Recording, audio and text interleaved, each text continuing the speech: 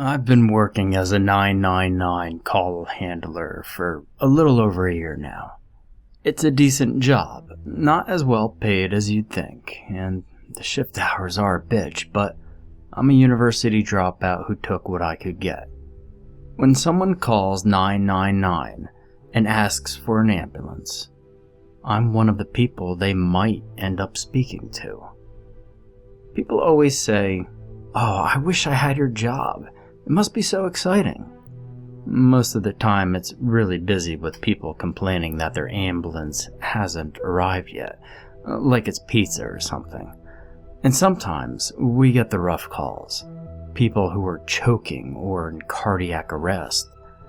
And I've talked countless people through CPR on their own parents and grandparents and friends, and sometimes even their kids, which always leaves a sour taste in the mouth.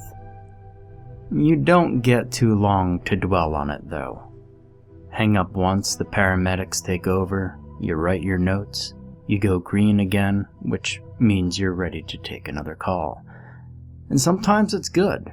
You get grateful parents when you've helped them stop their kid's head from bleeding, or a lovely old lady whose husband is having a heart attack and you reassure her that her help is on the way. And I've delivered 3 babies over the phone since starting. Those are my standout moments. They make the crappy pay and the shitty calls worthwhile. We get weird calls too. And I don't mean people who are crazy, although we do get our fair share of them. Usually, they're pretty tame. They'll call you every name under the sun and then hang up. We aren't like the police. We just can't hang up on a caller if they abuse us. If they hang up, we have to call them again until they've finished the call. And when you've got someone who answers every question with "go fuck yourself," you're in for an evening of fun and games. I took my first really weird call when I was being mentored. We'd done our classroom training, passed our exams, and we were out on the floor doing night shifts. My mentor was James, a call handler who had been there for 18 months when I joined. I was pretty pissed off on this night. Everyone else who started training with me had graduated from mentoring, and I was getting consistent praise for my calls. I followed the protocols to the letter, so what was I doing wrong? I heard the beep in my ear and asked for the address. "This is a test call." And before I could say anything, before the voice had even finished the sentence, James practically launched himself over my shoulder and hit the mute button on the phone, so anything I said wouldn't be picked up on. I looked at him like, "What the ever-loving heck are you doing, dude?" And he just shook his head. 5 seconds passed, and the cool female voice came through again. Test call failed.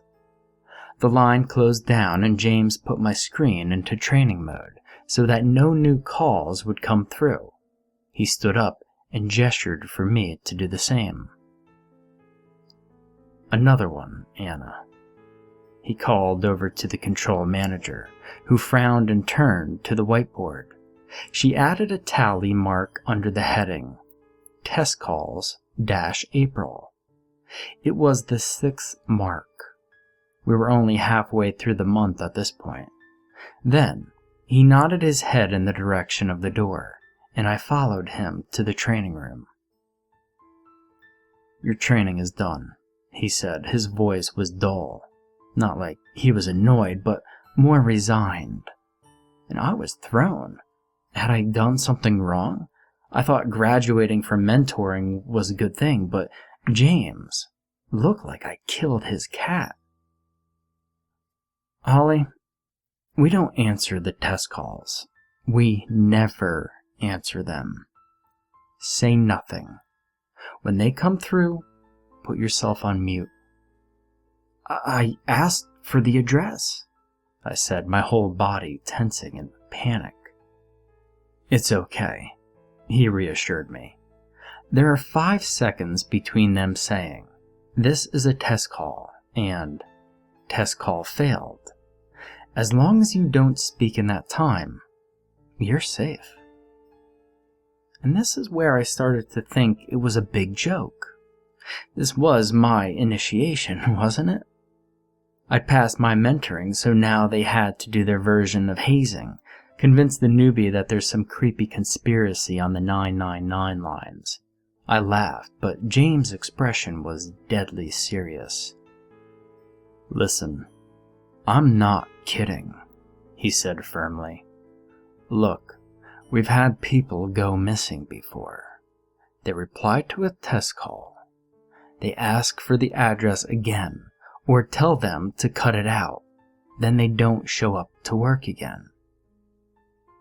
They don't answer messages or calls. We've sent police to their houses. They aren't there. They vanish. And it's always after they talk on a test call.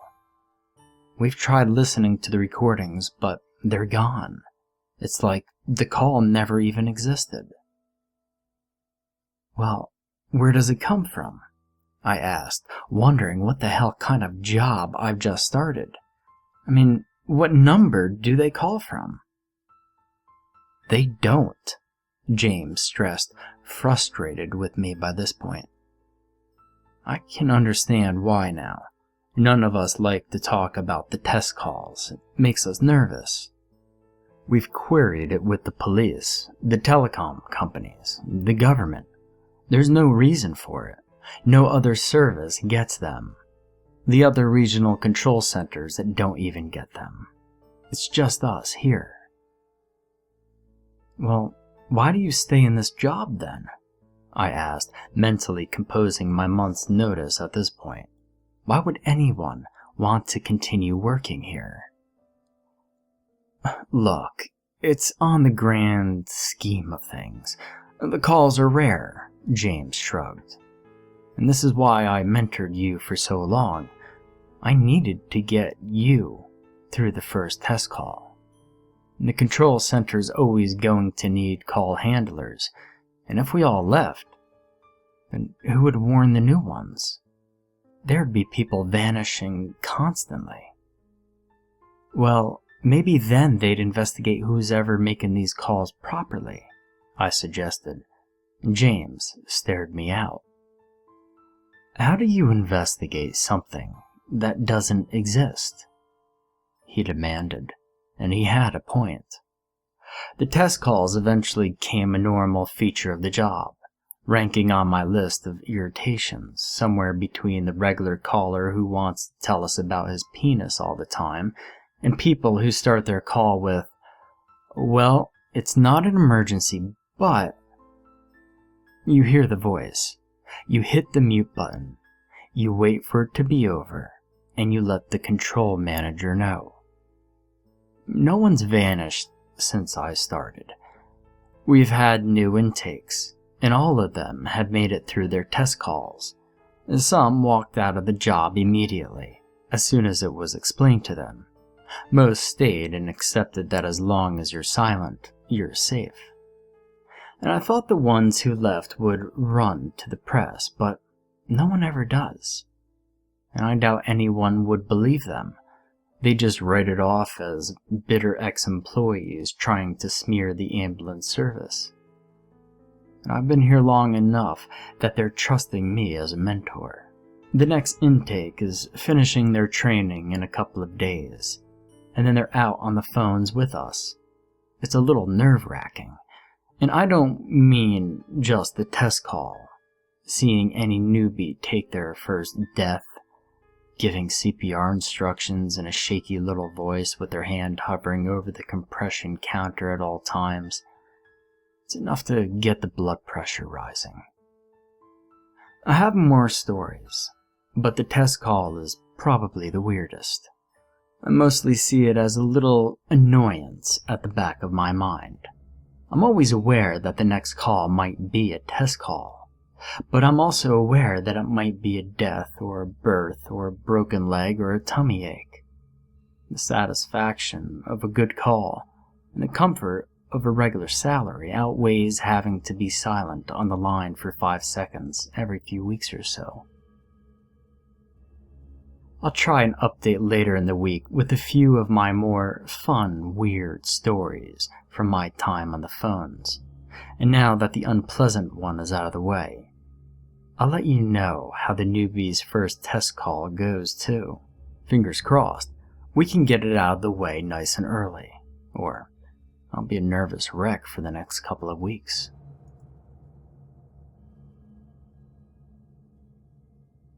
We get our fair share of hoax calls, especially during the school holidays. Kids get bored. They find a payphone or steal their mom's mobile and dial the first number that comes to mind, which is 999. They're scared of the police, and they know that fire can hang up on them, so they ask for an ambulance. We don't assume that every child is a hoax caller. It's usually quite easy to tell. There will be a group of them. They'll giggle, they'll probably give their friend's address so they'll struggle to remember the postcard. And then they might say something like, "I'm bleeding from my vagina," and that usually comes from the boys. And then they hang up, pleased with themselves. We might call back, try to process a call with them to catch them out, or just remind them that this is an emergency service and they could be stopping us from helping someone in danger. This one was different. The voice was very young, 3, maybe 4, and she recited her address perfectly. I listened to the call recording again and again after the event to see if I missed something, and I could pretty much recite it word for word by now. "What's the address of the emergency?" "Can you send Mummy an ambulance, please?" I wasn't expecting this polite little voice to come through my headset. It took me by surprise. I've heard the recordings where the kids call an ambulance because their mom or dad had fallen or had a fit, but they're rare. I've never had one myself. I found the page in my training notebook on dealing with child callers. Change the questions so that they can understand. Reassure them constantly. Stay on the line. Not too difficult. "Well, where do you live, sweetheart?" She reeled off an address, a telephone number, and told me that she thought her mom was conscious and breathing. And I was impressed. This girl knew her stuff. Presumably, her nursery had an emergency services day, and sometimes we send our public health teams into the community to educate kids on how to make a 999 call. "Can Mommy come to the phone?" I asked, wondering if some harassed-sounding woman was going to take the line and apologize for her daughter wanting to put her newfound 999 knowledge into practice. "No, she's tied up." Well, shit. I called James over. He was the call handler supervisor that day, and he plugged in to listen. I immediately typed "police required, child caller, mum, tied up" in the text box. The dispatcher looked over to see if I was joking, but my expression must have told him that I wasn't. I heard them call through to police control and pass over the details. What's your name?" "It's Sophie." "Okay, Sophie, my name is Holly. I'm going to help you to help your mummy, okay?" I said, trying to recall everything about my training on child callers. This wasn't going to be as simple as taking the details and staying on the phone. "Please help her." And the little girl's voice started cracking. "Sophie, where are you now?" I asked the little girl. My heart was racing. James put a hand on my back to reassure me that I was doing well. But for me, this was scarier than any test call or any other call I'd taken. This is the sort of call that gets you dragged into a coroner's court, and no one wants to go to a coroner's court. "In a cupboard. It's hot. There's smoke." I added, "fire required, smoke mentioned, into the notes and heard the dispatcher relay the information to fire control. And I felt sick. This poor little girl. I took a few more details, the girl's full name, her mom's name, to pass on to the police. And then Sophie started to panic. "Okay, Sophie, stay where you are. Don't open the door, sweetheart. You're being very brave. You've done the right thing calling this number. I'm going to stay on the phone with you until the ambulance arrives." "Daddy's going to hurt me." And the way she said those words, it's just going to stay with me for the rest of my life. I've never heard anyone, let alone such a young child, sound so scared and resigned in equal measure. "If he finds out I called you, he's going to hurt me." "We won't tell him, Sophie. It's really important that you stay on the phone with me. You're such a brave, clever girl. Don't hang up, okay?" And there was a long silence at this point, and I had the sick feeling in the pit of my stomach. And after what felt like an eternity, her voice came through again, hoarse, raspy, and scared. "It's so hot." And the line went dead. And every time I tried to call back, it cut off. I'm a pretty strong person. I've dealt with a lot at work, but I'm not even kidding. I burst into tears. I managed to finish writing my notes, and then all the energy left my body. I've been running on pure adrenaline and panic, and once it was done, I sat back in my chair and sobbed. James had to pretty much manhandle me out of control and into the quiet room, where he sat me down, told me I did everything right, that they'd get to the house and do their best. He said that there was no obligation to go back on the phones that day. They're a pretty good employer, and they understand that we take some pretty shitty calls sometimes. And he also told me that he'd get an update as soon as he could. I sat in the quiet room for a bit, watching something on TV. International athletics or something like that. And it's weird how it just sticks to your mind. And eventually James came back in. And there was a weird look on his face. And my heart just sank. "Are they all dead?" I asked, quietly. James took a deep breath and sat down opposite me. "Hall, there wasn't anyone there," he said, and my face must have been a picture because he didn't waste any time in explaining. "There's a family living there, but they're all fine. No little kids living in the house except for a baby who isn't old enough to talk yet. They've lived there for nearly 10 years, since the house was built. Police searched the area in case the kid gave the wrong address, but there's no sign. The mobile number she gave traces to a middle-aged man in the Outer Hebrides." "Well, why would the call come through to us?" I asked. "We aren't even in Scotland. We're hundreds of miles from the Hebrides. A call from his number should have gone through to Scottish ambulance." James shrugged. We try not to question the technical stuff too much. "And it doesn't sound like he made the call anyway." He shrugged again. Vodafone had no record of a 999 call coming from his number. IT are looking into it, but it's probably going to be one of those things we won't figure out, like the test calls, but less dangerous. "Still sick," I said, feeling nauseous. How could anyone think that that was a funny prank? I can deal with teenage boys telling me about their bleeding vaginas, but that was a step too far. It was a little girl's voice, not an adult pretending to be a child. An actual child. And I spent the rest of the day in the quiet room, with the well-being team popping their head around the door every now and then to make sure I wasn't suicidal.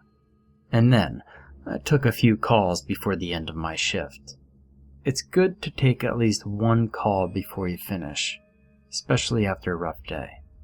Sometimes it's easy to feel like you could walk out and never go back. But taking that one last call reminds you that the job isn't always so shitty. A couple of weeks later, I'd pretty much put the call out of my mind. Nothing new came to light about it. IT drew a blank, and so did the police when they were investigating on their end. There's a weird kind of curiosity with call handlers, though.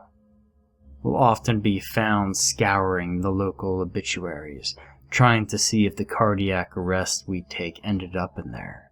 Sometimes, we'll find out if the patient survived or was rolled on scene, which is short for recognition of life extinct. Essentially, the paramedics get there and decide there's nothing they can do. But not always.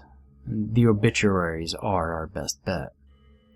I did a search for the names of the girl and her mom, just out of sheer morbid curiosity. They lived at that address. The little girl had given me the right address. But she was 10 years too late. Shit. I don't know how to explain it. There is no explanation, and I'm freaking myself out just thinking about it now. That house was built almost 10 years ago, after the previous house burnt down. A man tied up his wife, slit her throat, and let her bleed out. And then he set the house on fire, killing himself and their 4-year-old daughter. As a rule, the 999 call handlers don't do superstition, except the test calls, obviously, and spirituality. There's no afterlife. There are no ghosts. There's no residual energy when somebody dies. Your heart stops. It can't be started. You're worm food. I have no idea how that call came from a phone in the Outer Hebrides that never made a 999 call. I have no idea how we sent 10 resources across different emergency services to a house with no emergency, and I have no idea how any of it happened. I was never a superstitious person. I sure as hell am now. The weird thing is, I was able to laugh it off at work. I told myself it was a sicko who used some kind of phone number proxy. I don't even know if that's a thing, but it makes me feel better. Carry out a grim prank involving the details of a little girl who died 10 years ago. Maybe they had a daughter or a niece that they coached to say all those things and had a good laugh at the panic they caused me and the waste of resources. I mean, it does happen. Or maybe I dreamed the whole thing. I've woken up after a run of night shifts shouting, "Ambulance service, what's the address to the emergency?" and panicked when no one answers. Work seeps into life. It's an inescapable fact of the work that we do. Writing all that out made me cry. And I'll tell the story to new starters as a kind of, yeah, we get some sick pranks here. You get used to it. But I've never written it down in full before, remembering the helplessness in that little girl's voice. And you always wonder if you could have done more for the caller, even when all the evidence tells you that you couldn't. Anyway, I promise you'll get a fun, creepy call story next time. I think I just needed to get that out. When you work in a job like ours, it's good to have hobbies. Actually, it's pretty vital to have hobbies. You need to be able to do something to take your mind off the shitty parts of the job, whether that's instructing an elderly woman to break her dying husband's ribs, or being threatened with rape and murder because an ambulance hasn't arrived yet. We all have ways of de-stressing. Different things work at different times. One of our seasoned call handlers knits. It's not unusual to see her on a cardiac arrest call, counting compressions aloud while knitting woolen squares, just totally calm and collected. And some people lift weights, some people write, and some people have sex. And I'd like to say it like it isn't like a TV drama where everyone is screwing each other, but it is exactly like a TV sitcom. I stay out of all of that. I have a hobby of my own. I learn languages.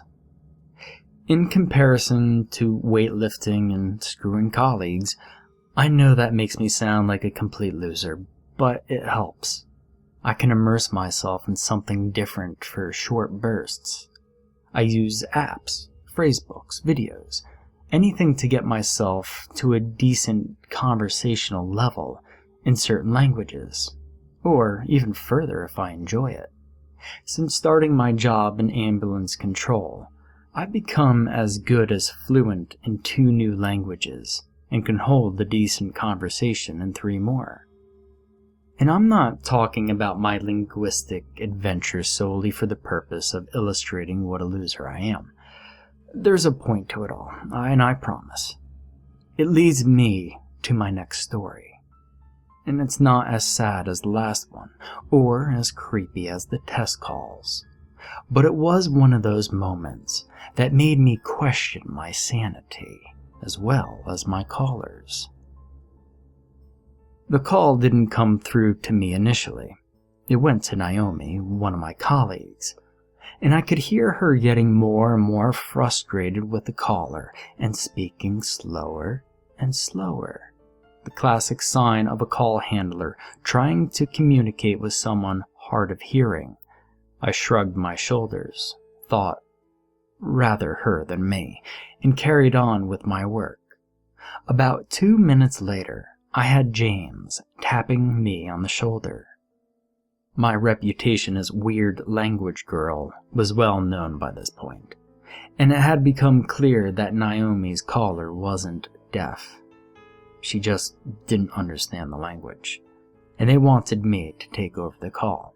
I had a better chance than most of understanding, but let's be realistic here.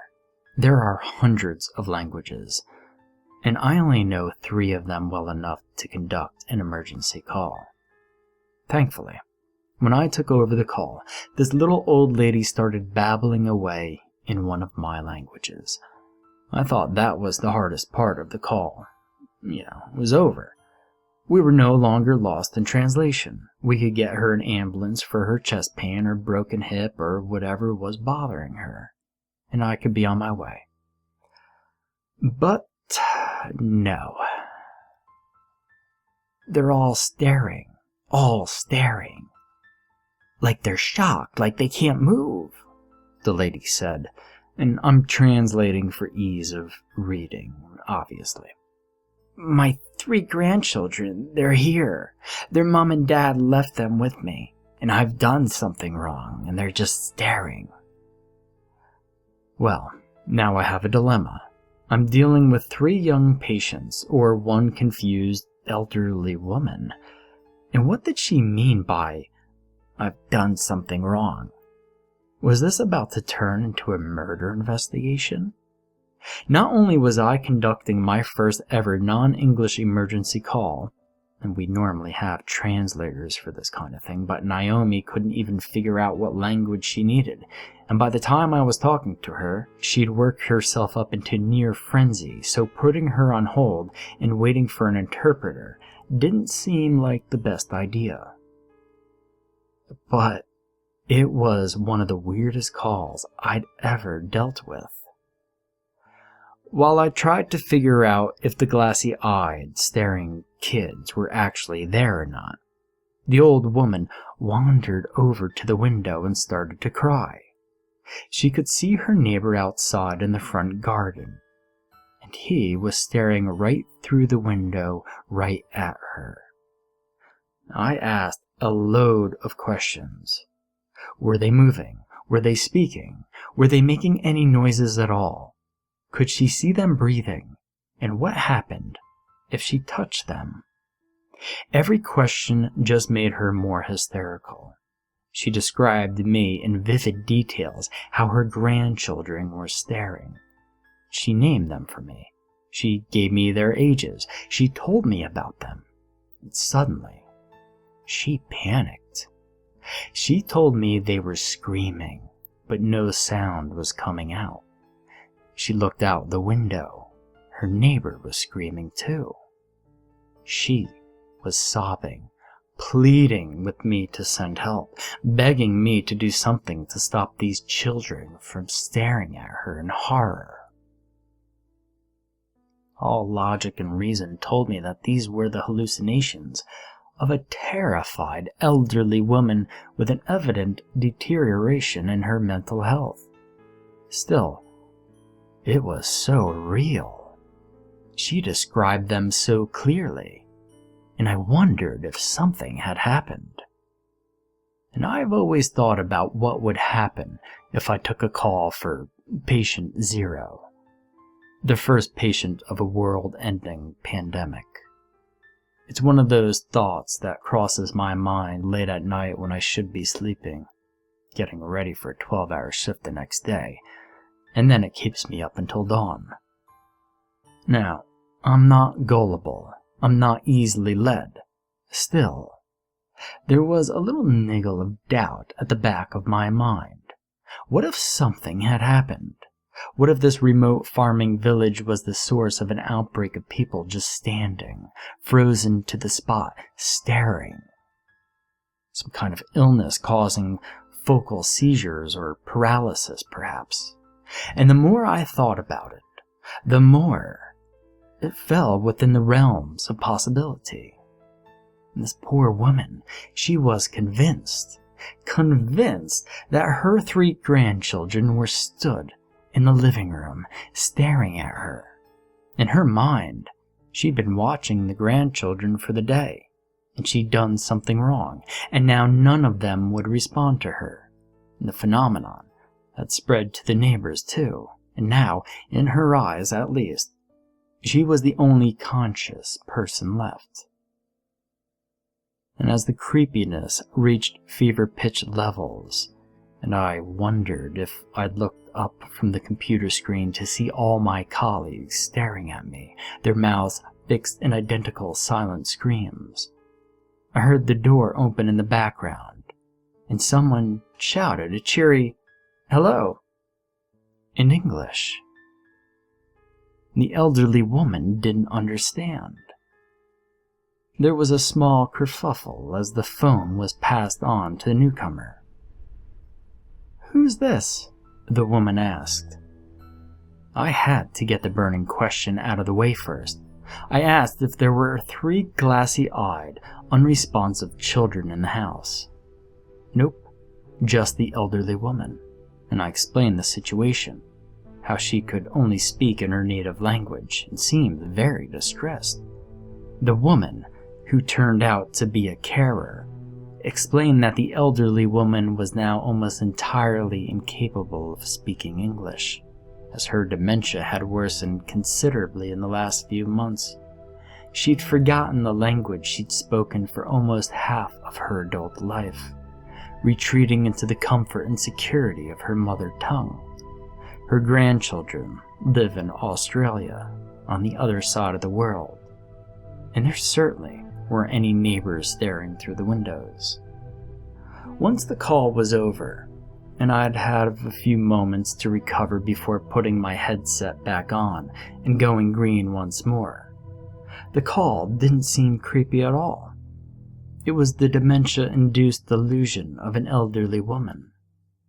It was real for her, though, and that made it real for me.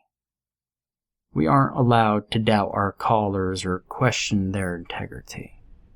If they tell us that something is happening to them, as far as we're concerned, it's happening.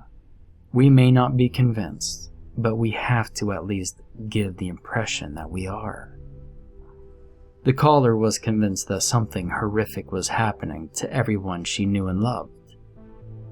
And the scary thing is, for a short amount of time on that call, I was almost convinced that it was happening too. This is a call that James took, and I explained to him that I've been sharing some of the creepy calls I've taken, and he was eager for me to share this one with you.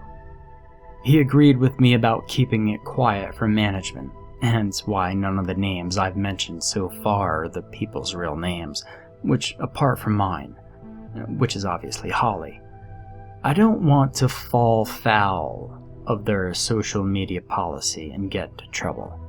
And it may be creepy and weird, but I really do need this job. I like having a roof over my head. We don't like heavy breathers. It either means that someone is having difficulty breathing, in which case they're ill, or we don't like anyone being ill, even if it does keep us in a job. Or they're the sort of person that gets their sexual kicks from making emergency calls, which is also known as the boner phoners.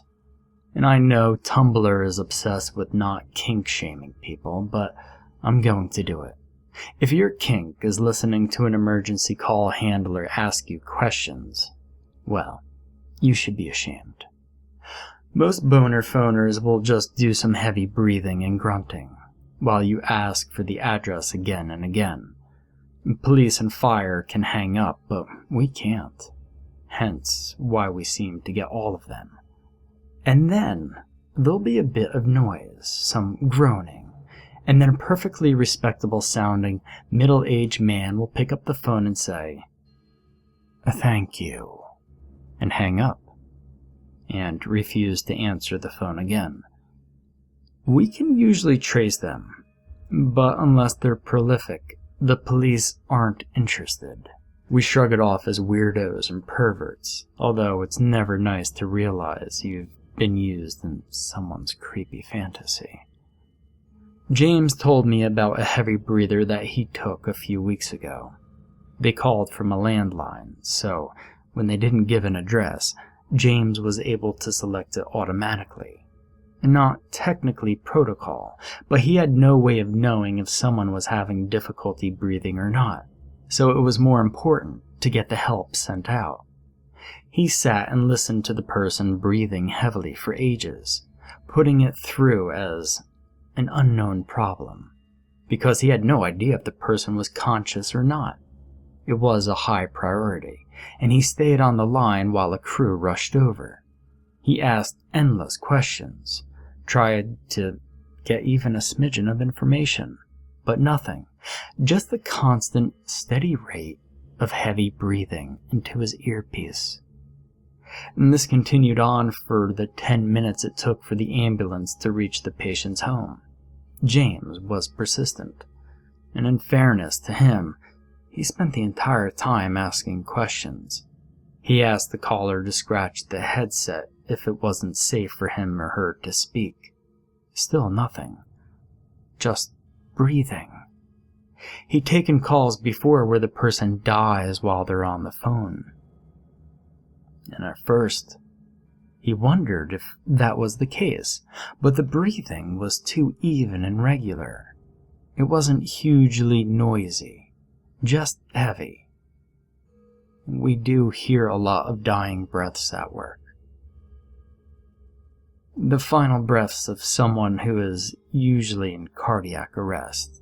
It's a tricky thing, because people think the person is actually breathing, but it's an automatic reflex, and it isn't effective enough to keep the person alive. You need to start CPR pretty quickly in these circumstances because it's impossible to tell how many agonal breaths a person will get before they stop breathing altogether. There are a few different types of agonal breathing. Some people make gasping sounds, and their mouths open and close like they're a fish out of water. Sometimes it's snoring or a weird gurgling sound in the throat. The worst for me is the groan. I hate the groan. They played it for us in training, and it made me feel physically sick. It's a really eerie sound, and I'm sure there's probably a recording on YouTube for the morbidly curious, but please don't say I didn't warn you. There are definitely videos of agonal breathing on the internet, and I'm doing my part to educate the masses. And it's worth familiarizing yourself with the signs that an unconscious person's breathing might not be enough to sustain them, just in case. Oh, and learn CPR. We're trained to talk you through the whole process, and you should always call us first to get help on the way. But if you know the basics, you'll be sure that the CPR we're guiding you through is effective and accurate. Anyway, I'll step off my soapbox now and return to James's call. This rhythmic, heavy breathing continued, almost like a recorded loop, for what seemed like ages. And as soon as there was a knock on the door from the crew arriving on the scene, the call cut off. James attempted to ring back to check that the paramedics were there, but the line was engaged. He wrote it off as one of those things. We get lots of callers who'll try weird and wonderful tricks to get an ambulance quicker, like telling us their boyfriend with the tummy ache is in cardiac arrest and shouting, "He's not dead, you idiot," when we tell them to do CPR. So, I don't know, maybe this was just a new tactic. The paramedic on scene called through a little while later with an update. There was only one person in the house, an elderly man. And James asked if the man was okay, as his breathing had sounded labored on the phone, and he hadn't been able to speak at all. He said the dispatcher looked as white as a sheet as she explained that the man was cold and stiff. He'd been dead for at least 6 hours. This was a 4th-floor flat with one entry point. There was no sign of anyone having entered or exited the property in the time the paramedics were there. And the line didn't cut off until they were knocking on the door. So who the hell made the phone call?